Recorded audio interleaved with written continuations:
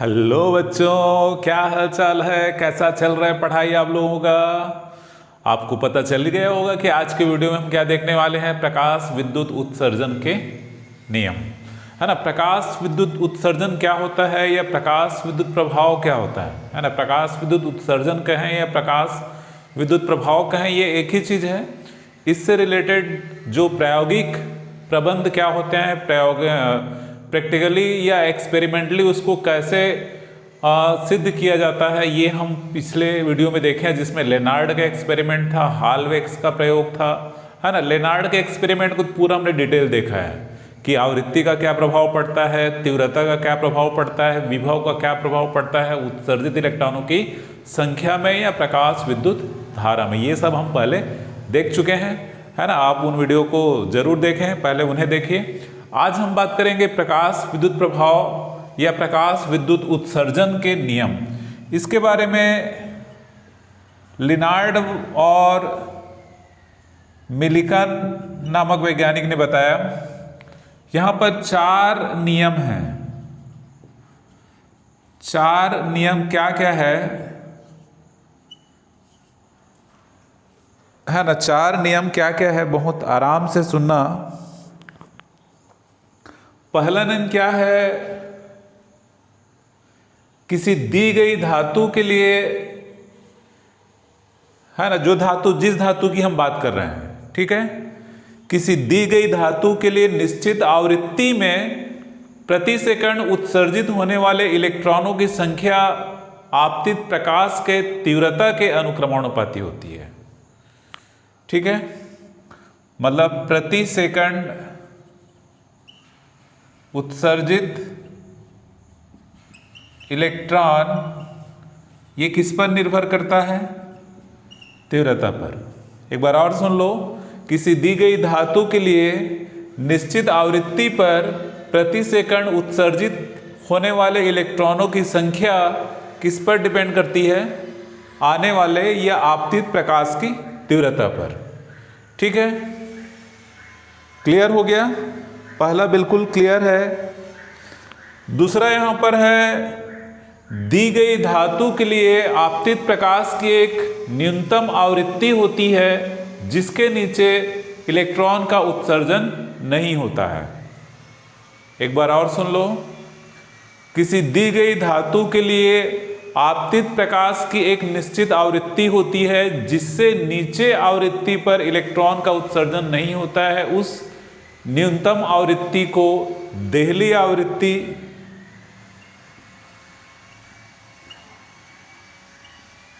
या अंतक आवृत्ति कहते हैं। मतलब ये धातु है, इस पर आ रहा है विकिरण, पर इसकी आवृत्ति जैसे न्यू है, वो देहली आवृत्ति को हम न्यू 0 से दर्शाते हैं। न्यू का मान न्यू 0 से कम है तो इलेक्ट्रॉन यहाँ से उत्सर्जित नहीं होंगे।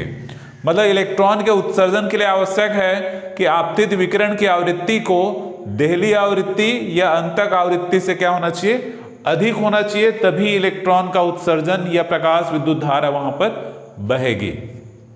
ठीक है।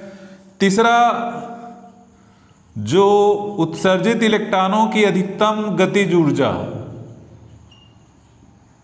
या उत्सर्जित इलेक्ट्रॉनों की गतिज ऊर्जा आपतित विकिरण के आवृत्ति पर निर्भर करता है ना। उत्सर्जित इलेक्ट्रॉनों की अधिकतम गतिज ऊर्जा आपतित विकिरण की आवृत्ति पर निर्भर करता है।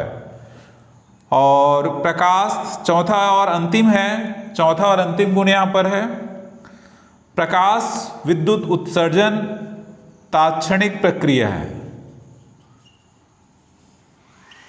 तात्क्षणिक प्रक्रिया मतलब इलेक्ट्रॉन के उत्सर्जित होने में समय नहीं लगता है। जैसे ही प्रकाश विकिरण आपतित होता है धातु की सतह पर, इलेक्ट्रॉन का उत्सर्जन तुरंत होता है। लगभग 10⁻⁹ सेकंड में ही इलेक्ट्रॉन उत्सर्जित हो जाते हैं।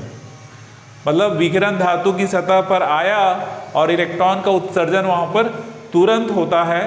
तो ऐसा भी कह सकते हैं कि विकिरण के आपतित होने और इलेक्ट्रॉन के उत्सर्जित होने के बीच कोई समय पश्चाता नहीं होती है। जैसे ही विकिरण आपतित होता है, इलेक्ट्रॉन तुरंत वहां से उत्सर्जित होता है। तो ये 4 नियम बहुत इंपॉर्टेंट है, एग्जाम में पूछा जाता है। चारों नियम को एक बार और मैं रिपीट कर देता हूँ शॉर्ट में। पहला नियम है किसी धातु के लिए उत्सर्जित इलेक्ट्रॉनों की संख्या है आपतित प्रकाश की या आपतित विकिरण की तीव्रता पर निर्भर करेगी। दूसरा है कि धातु की सतह पर आपतित होने वाले प्रकाश की एक न्यूनतम आवृत्ति से नीचे आवृत्ति पर इलेक्ट्रॉन का उत्सर्जन नहीं होता है। उस न्यूनतम आवृत्ति को क्या कहते हैं? देहली आवृत्ति या अंतक आवृत्ति। अर्थात इलेक्ट्रॉन को उत्सर्जित होने के लिए आपतित विकिरण की आवृत्ति को देहली आवृत्ति या अंतक आवृत्ति से अधिक होना चाहिए। और तीसरा है जो इलेक्ट्रॉनों की गतिज ऊर्जा या अधिकतम गतिज ऊर्जा है वो आपतित विकिरण की आवृत्ति के अनुक्रमणपाती होती है, मतलब आवृत्ति पर निर्भर करती है, तीव्रता पर निर्भर नहीं करती है। और चौथा है कि प्रकाश विद्युत उत्सर्जन की प्रक्रिया है वो एक तात्क्षणिक प्रक्रिया होती है। मतलब तात्क्षणिक मतलब क्षणिक, तुरंत होता है, उसमें टाइम नहीं लगता। जैसे ही विकिरण आया इलेक्ट्रॉन का उत्सर्जन तुरंत, मतलब उसमें लगभग 10⁻⁹ सेकंड का समय लगता है। तो ये 4 नियम जो लेनार्ड और मिलिकॉन ने अपने प्रायोगिक परीक्षणों के आधार पर दिए हैं, तो उनके द्वारा ये नियम यहाँ पर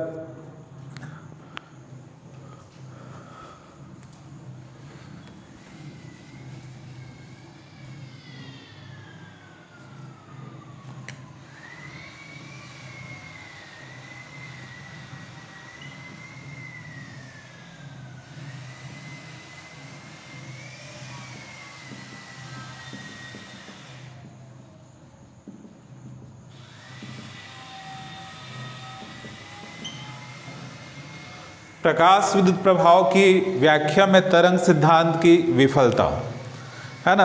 हम प्रकाश के तरंग सिद्धांत और कणिका सिद्धांत, प्रकाश को तरंग और कण दोनों से मिलकर बना हुआ है ऐसा हम मानते हैं, है ना।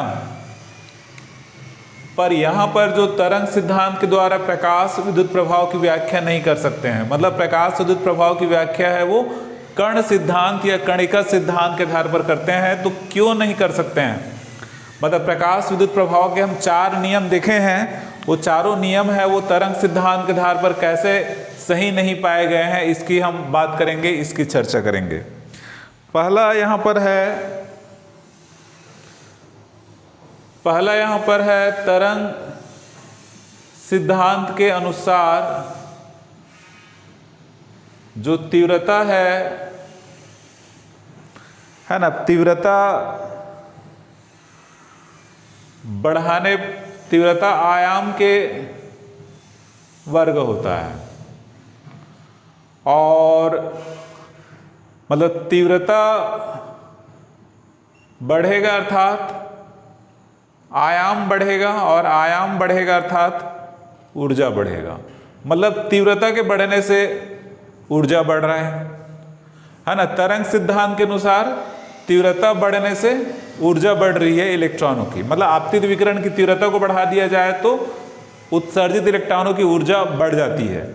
जबकि ऊर्जा है या गतिज ऊर्जा है वो किस पर डिपेंड करता है? आवृत्ति पर। तो ये प्रायोगिक तथ्य के विपरीत हो गया। तो इस प्रकार इस कॉन्सेप्ट में तरंग सिद्धांत है वो विफल हो जाता है।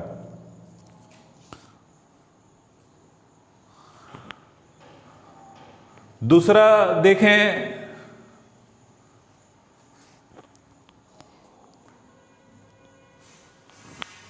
दूसरा यहां पर है यदि तीव्र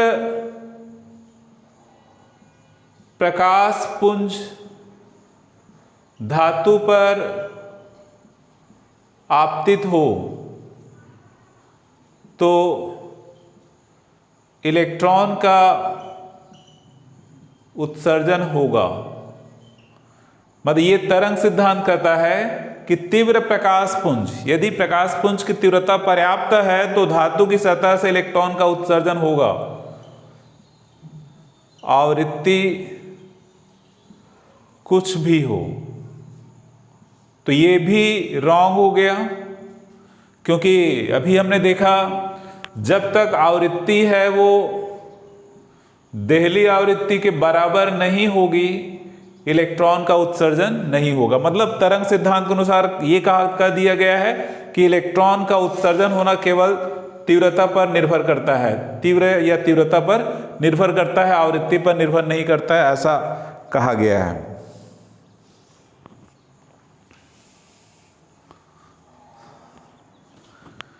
तीसरा यहां पर है, तरंग सिद्धांत के अनुसार जब ये प्रकाश आता है तो धातु की सतह पर एक विशेष क्षेत्रफल में फैल जाता है, मतलब इतने क्षेत्रफल में जैसे ये फैल गया, तो ये प्रकाश या ये विकिरण है, एक इलेक्ट्रॉन को ऊर्जा नहीं देता, बहुत सारे इलेक्ट्रॉनों को ऊर्जा देता है। मतलब ये जो इस आपतित विकिरण की ऊर्जा को बहुत सारे इलेक्ट्रॉन है वो अवशोषित करते हैं, तो वो ऊर्जा उनके कार्यफलन के बराबर तुरंत हो जाए ऐसा आवश्यक नहीं है। इसलिए यहां पर क्या होती है, समय पश्चता होती है। किसमें? विकिरण के आपतित होने में और इलेक्ट्रॉन के उत्सर्जित होने के बीच समय पश्चता होती है। ठीक है, मतलब विकिरण के आपतित होने और इलेक्ट्रॉन के उत्सर्जित होने के बीच समय पश्चता होती है तरंग सिद्धांत के अनुसार। इसका कारण क्या बताया कि जो आपतित विकिरण की ऊर्जा है वो किसी एक इलेक्ट्रॉन को न मिलकर किसी विशेष क्षेत्रफल में उपस्थित अन्य इलेक्ट्रॉनों को भी मिलती है। इस कारण से उस ऊर्जा को ग्रहण करने और वहां से उत्सर्जित होने में कुछ क्षण या कुछ समय लगता है। इस कारण से ये तरंग सिद्धांत की विफलता को बताता है।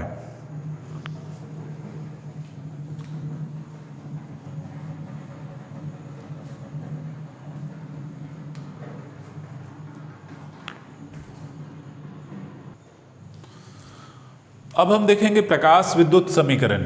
इसको 1905 में अल्बर्ट आइंस्टीन ने बताया था, तो उसके नाम पर आइंस्टीन का प्रकाश विद्युत समीकरण भी कहते हैं। बहुत इंपॉर्टेंट है एग्जाम के दृष्टिकोण से। तो अल्बर्ट आइंस्टीन ने प्लांक के क्वांटम सिद्धांत के आधार पर, प्लांक के क्वांटम सिद्धांत के आधार पर प्रकाश विद्युत प्रभाव की व्याख्या की है और प्रकाश विद्युत समीकरण की व्युत्पत्ति की है ना। प्रकाश विद्युत समीकरण की उत्पत्ति के लिए प्लांक के क्वांटम सिद्धांत का यूज किया गया है। तो प्लांक के क्वांटम सिद्धांत के अनुसार क्या होता है, जो प्रकाश है ना, प्रकाश की हम बात करते हैं, ये ऊर्जा के है ना, प्रकाश, ये प्रकाश विकिरण की बात करें, ऊर्जा के छोटे छोटे पैकेट या बंडल से बना होता है, जिन्हें क्या कहते हैं, फोटान या क्वांटा कहा जाता है। ठीक है, प्रकाश विकिरण ऊर्जा के छोटे छोटे पैकेट या बंडलों से मिलकर बना होता है, जिन्हें फोटान या क्वांटा कहते हैं। प्रत्येक फोटान की ऊर्जा E बराबर h न्यू होती है, जहां h को क्या कहते हैं, प्लांक या प्लैंक कांस्टेंट, और न्यू को क्या कहा जाता है, आवृत्ति कहते हैं, है ना। E equal to h nu, h equal to planck constant, nu आवृत्ति है, मतलब प्रत्येक फोटान की ऊर्जा इतनी होती है। फिर आगे आइंस्टीन ने क्या बताया कि जब कोई h न्यू ऊर्जा वाला फोटान आता है, h न्यू ऊर्जा का फोटान आपतित होता है, तो फोटान की ऊर्जा को इलेक्ट्रॉन क्या करेगा, मतलब इसकी सतह पर जैसे इलेक्ट्रॉन है वहां तक पहुंचेगा, इलेक्ट्रॉन क्या करेगा, अवशोषित करता है।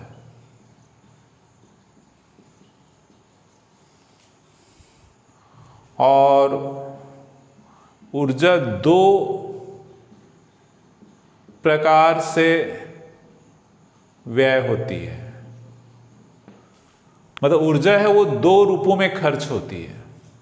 मतलब हम एक फोटान की बात कर रहे हैं, तो उस एक फोटान की ऊर्जा है वो दो प्रकार से कैसे खर्च होगी, मतलब दो भाग में खर्च होगी, दो पार्ट में।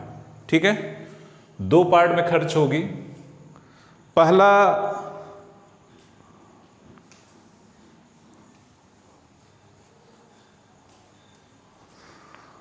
पहला होगा इसका धातु की सतह से इलेक्ट्रॉन उत्सर्जित करने में,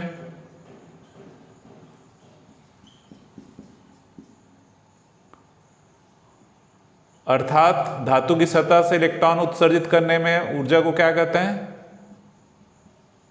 कार्यफलन। मान लो फाई जीरो लेकर चले, ठीक है, मतलब ये यहां पर है, ये यहां से यहां तक को हम फाई जीरो कार्यफलन कहेंगे। ठीक है, दूसरा उत्सर्जित इलेक्ट्रॉन को गतिज ऊर्जा प्रदान करने में।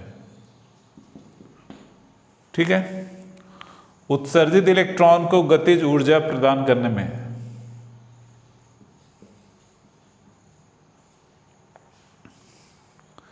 तो इस प्रकार जो ऊर्जा h न्यू है वो दो भागों में खर्च होती है।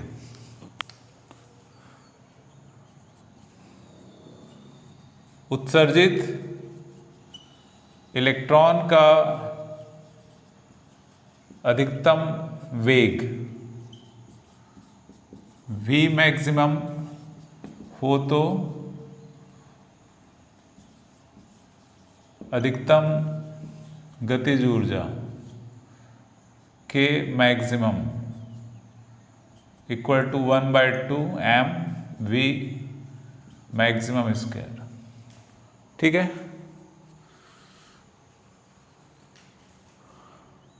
अतः क्या लिख सकते हैं, h न्यू बराबर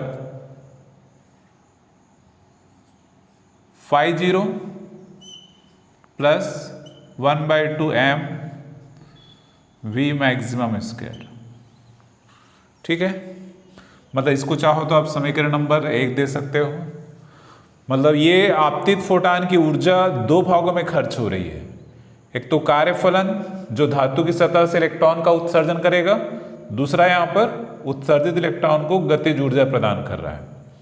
इसको और भी लिखा जा सकता है ऐसे पक्षांतर करके, m v maximum square equal to h nu minus phi zero. ठीक है ना, इसको चाहो तो समीकरण नंबर 2 दे सकते हो। अब इसमें एक कंडीशन लगाएंगे, यदि आपतित फोटान की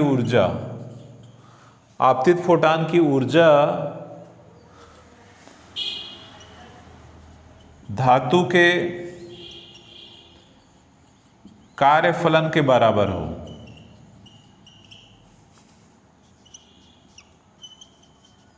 अर्थात फाई जीरो बराबर क्या हो जाएगा, h न्यू जीरो। मतलब आपतित फोटान की ऊर्जा कार्यफलन के बराबर, कार्यफलन तो फाई जीरो है, पर उस समय ऊर्जा में जो आवृत्ति होगी वो कौन सी आवृत्ति होगी, देहली आवृत्ति। मतलब देहली आवृत्ति से अधिक नहीं है। ठीक है, तो इस स्थिति में जो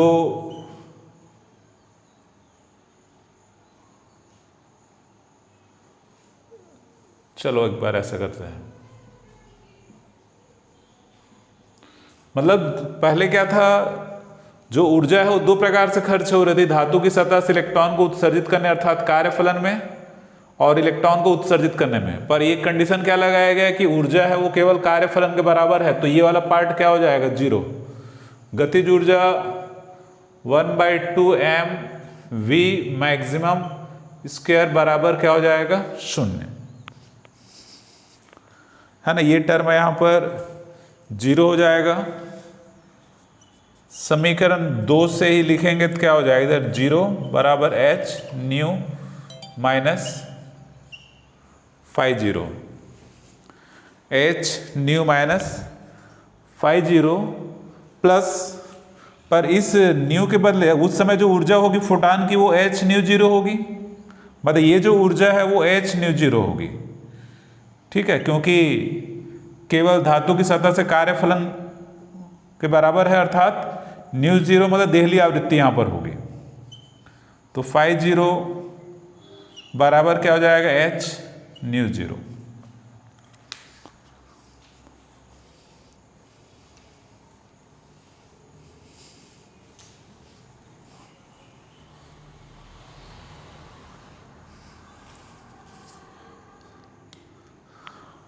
समीकरण 2 से 1/2 m v maximum square equal to h nu minus φ0 का मान क्या रखेंगे, h न्यू 0।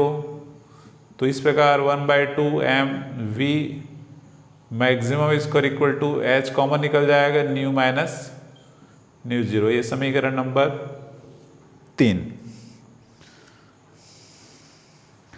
तो समीकरण 3 को क्या कहते हैं, आइंस्टीन का प्रकाश विद्युत समीकरण, ठीक है।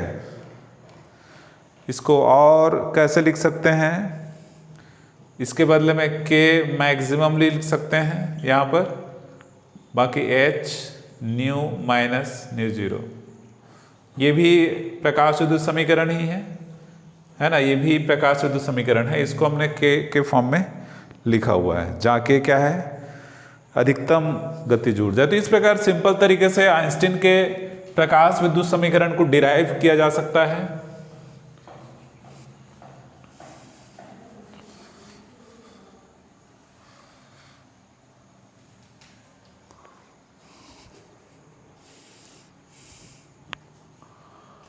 अब प्रकाश विद्युत समीकरण से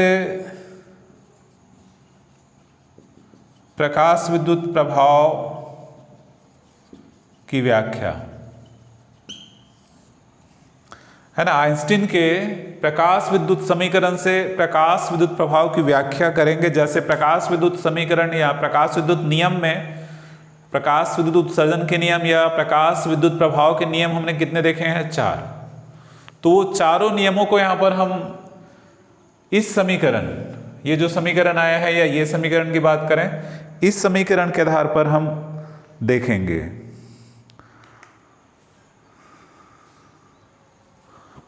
तो पहला यहां पर क्या है, एक फोटान एक इलेक्ट्रॉन को ऊर्जा देता है, ठीक है। एक फोटान एक इलेक्ट्रॉन को ऊर्जा देता है, अर्थात जितना अधिक फोटान होगा उतने ही अधिक इलेक्ट्रॉन उत्सर्जित होंगे। फोटान की संख्या का ज्यादा होना मतलब प्रकाश की तीव्रता का ज्यादा होना। जैसे हमने क्वांटम सिद्धांत में शुरू में देखा है कि प्रकाश विकिरण ऊर्जा के छोटे छोटे पैकेट या फोटान से बना हुआ है, प्रकाश फोटान से बना हुआ है। फोटान की संख्या जितना अधिक होगी तीव्रता उतनी अधिक होगी और उतने ही ज्यादा संख्या में इलेक्ट्रॉन का उत्सर्जन होगा। तो पहला क्या हो गया कि धातु की सतह से प्रति सेकंड उत्सर्जित होने वाले इलेक्ट्रॉनों की संख्या है आपतित फोटान की संख्या के अनुकरणोपाती होती है, अर्थात तीव्रता पर निर्भर करती है, ठीक है। दूसरा यहां पर है, यदि समीकरण 3 से न्यू लेस देन न्यू 0, समीकरण 3 से न्यू लेस देन न्यू 0, तो उस कंडीशन में 1/2 m v मैक्सिमम ये क्या होगा, ऋणात्मक। मतलब आपतित विकिरण की आवृत्ति है वो देहली आवृत्ति से कम होगी तो गतिज ऊर्जा ऋणात्मक होगी, अर्थात इलेक्ट्रॉन का उत्सर्जन नहीं होगा। मतलब इस केस में इलेक्ट्रॉन का उत्सर्जन नहीं होगा यदि ऐसा है। ठीक है। तीसरा, न्यू जीरो नियत राशि होती है ना। न्यू जीरो एक नियत राशि होती है। न्यू जीरो मतलब देहली आवृत्ति है, एक न्यूनतम आवृत्ति है जिससे कम आवृत्ति पर विकिरण इलेक्ट्रॉन को उत्सर्जन नहीं होगा और उससे अधिक आवृत्ति पर इलेक्ट्रॉन को उत्सर्जन होगा, तो फिक्स क्वांटिटी है। तो इसमें न्यू जीरो नियत हो गया या यहां पर न्यू जीरो नियत हो गया, तो के किस पर डिपेंड कर रहा है, इस पर डिपेंड कर रहा है। मतलब के कहें या के मैक्सिमम कहें, प्रोपोर्शनल टू न्यू। तो ये भी प्रकाश विद्युत प्रभाव का नियम है कि उत्सर्जित इलेक्ट्रॉनों की अधिकतम गतिज ऊर्जा है वो किस पर डिपेंड करती है, तीव्रता पर निर्भर करती है। ठीक है। चौथा, फोटॉन व इलेक्ट्रॉन के बीच प्रत्यास्थ संघट्ट होता है। मतलब फोटॉन है वो इलेक्ट्रॉन से टकराता है ना, फोटॉन इलेक्ट्रॉन से टकराता है, अर्थात फोटॉन और इलेक्ट्रॉन के बीच प्रत्यास्थ संघट्ट होता है। और यह एक एकल घटना होती है। एकल घटना मतलब एक फोटॉन एक इलेक्ट्रॉन को ऊर्जा देता है, या एक फोटॉन है वो एक इलेक्ट्रॉन से टकराता है। इस कारण से जैसे ही फोटॉन आपतित हुआ, मतलब जैसे ही प्रकाश विकिरण आपतित हुआ, इलेक्ट्रॉन का उत्सर्जन तुरंत होता है। मतलब काल पश्चता या समय पश्चता नहीं होती है। मतलब आपतित विकिरण, मतलब विकिरण के आपतित होने और इलेक्ट्रॉन के उत्सर्जित होने के बीच कोई समय पश्चता नहीं होती है। तो ये प्रकाश विद्युत प्रभाव के जो 4 नियम है इसकी व्याख्या भी हम इस सिद्धांत के अनुसार कर सकते हैं। तो इस वीडियो में इतना ही। वीडियो को अंत तक देखने के लिए सो मच थैंक्स।